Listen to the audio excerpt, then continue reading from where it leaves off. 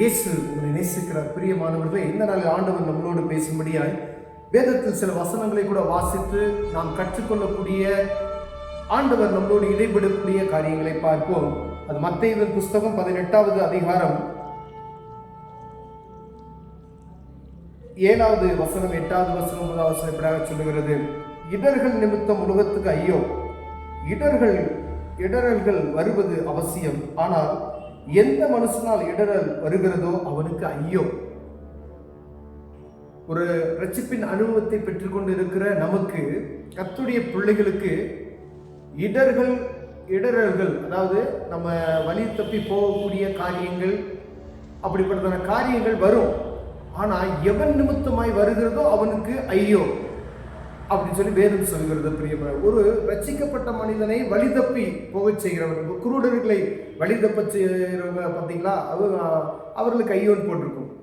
ஏன்னா அவங்க சரியான மாதிரி நடக்கும். அதே போல ஒரு ரட்சிப்பின் அனுபவத்தை பெற்று பரிசுத்த ஆவியின் அபிஷேகத்தை பெற்ற ஜனங்கள், ஒரு மனிதன், குறிப்பிட்ட ஒரு தனி மனிதனுக்கு அவன் வழி தப்பி போக செய்யக்கூடிய எந்த ஒரு ஆத்மாவும், எந்த ஒரு மனுஷனாலும் சரி, போதகராக இருந்தாலும் சரி, விசுவாசியாக இருந்தாலும் சரி, அந்த ஆத்மா இடரலுக்கு உண்டாக்கக்கூடிய ஒரு காரியம் நம்மிடத்தில் இருக்குமே, ஆனால் அவர்களுக்கு ஐயோ என்று வேதம் சொல்லுகிறது. பிரியமானவரே, 3 விதமான காரியங்கள் தனக்குத்தானே இடர்களை உண்டாக்குறாங்க.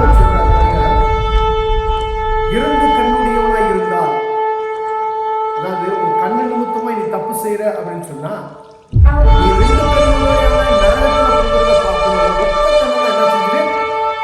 பரலோகத்துக்கு போயிரு. ஒரு கண்ணை பிடிக்கி போடுன்னு சொல்றாரு.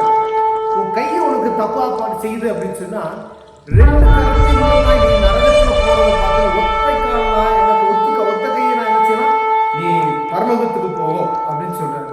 அப்ப இது நம்முடைய நிமித்தமாய், என்னுடைய நிமித்தமாய் தன்னைத்தானே நம்முடைய மாம்சத்தை இடர்களுக்கு உண்டாக்கக்கூடிய காரியங்கள் உண்டு.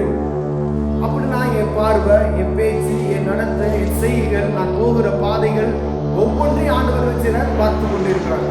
என்னுடைய ஆத்மாவுக்கு நான் இடர்கள் உண்டாக்காதபடிக்கு ஆண்டவர் என்ன சொல்றாரு, அதை நீ காத்துக்கொண்டு என்று சொல்கிறார். ஏன்னா உன் கையாவது உன் காலாவது உனக்கு இடர்கள் உண்டாக்கினால் அதை கருத்து போடு.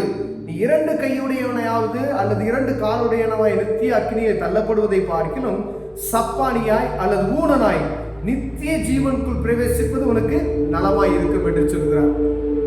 நீ உனக்குள்ள காணப்படுகிற காரியம் ஒன்னு ஆவிக்குரிய வாழ்க்கையை கெடுக்குது, பரிசுத்தத்தை கெடுக்குது அப்படின்னு சொன்னா, நீ அப்படிப்பட்ட காரியத்துல உன் கண்ணை பிடிங்கி போடுன்னு சொல்றாரு ஆண்டவர். கண்ணை பிடிங்கி போட முடியுமா? ஆண்டவர் சொல்றாரு, ஒருவேளை இந்த பூமியில இருக்கக்கூடிய கொஞ்ச நாட்கள்ல நமக்கு அநேக காரியங்களை பார்க்கிற சூழ்நிலை உருவாகிறது.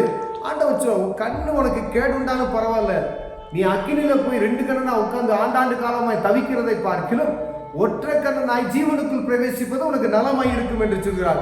உன் கண் உனக்கு இடர்கள் உண்டாக்கினால் அதை பிடுங்கி போடு, எரிந்து போடு. 2 கண்ணுடையவனாய் எரிநகரத்திலே தள்ளப்படுவதை பார்க்கிலும் ஒற்றை கண்ணனாய் ஜீவனுக்குள் பிரவேசிப்பது உனக்கு நலமாய் இருக்கும்.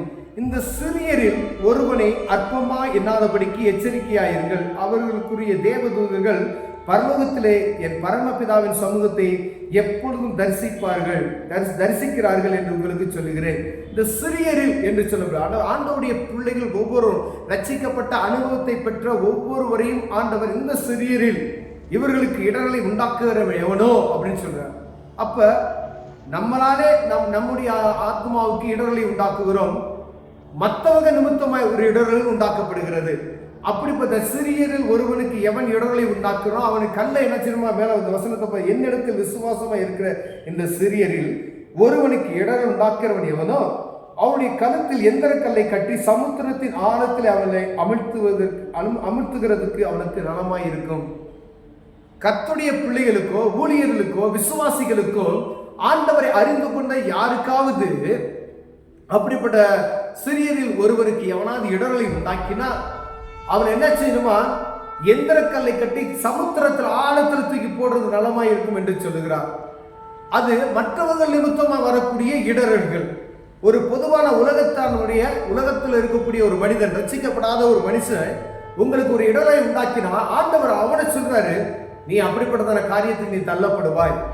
ஏன்னா ஒரு ரட்சிக்கப்பட்ட மனிதனுக்கு விரோதமாய் ஒரு மனிதன் ஒரு கரத்தையோ எடுத்தால் அவன் கெட்டு போவதற்கு, அவனுடைய விசுவாசத்தை குலைப்பதற்கான காரியத்தை அவன் செய்வானால், அவன் கழுத்துல எந்திரக்கல்லை கட்டி நீ மேலேயே வரக்கூடாது, உள்ளே போ அப்படின்ற அளவுக்கு ஆண்டவர் கடினமாய் பேசுகிறதை பார்க்கிறோம். இந்த சிறியரில் ஒருவனுக்கு ஊழியக்காரங்களா இருக்கலாம், ஒருவேளை உலகப்புறமான காரியங்களா இருக்கலாம்.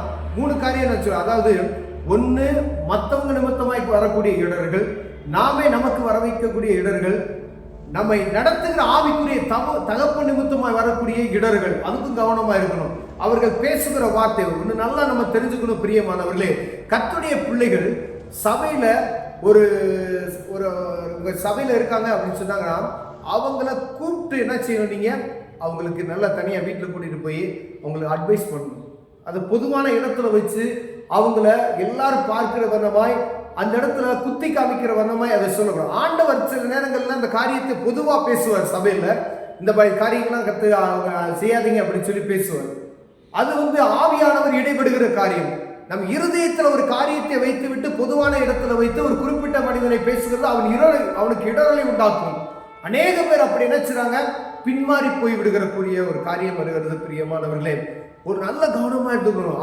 ஆவிக்குரிய வாழ்க்கையில தகப்பனாய் ஒரு ஸ்தானத்தில் இருக்கக்கூடியவங்க, ஒரு ஆவிக்குரிய தகப்பனாய் நிற்கக்கூடியவர்கள், உங்களுடைய ஆத்துமாக்கள், நீங்க நடத்தக்கூடிய ஆத்துமாக்களை சரியான பாதையில நடத்தணும்.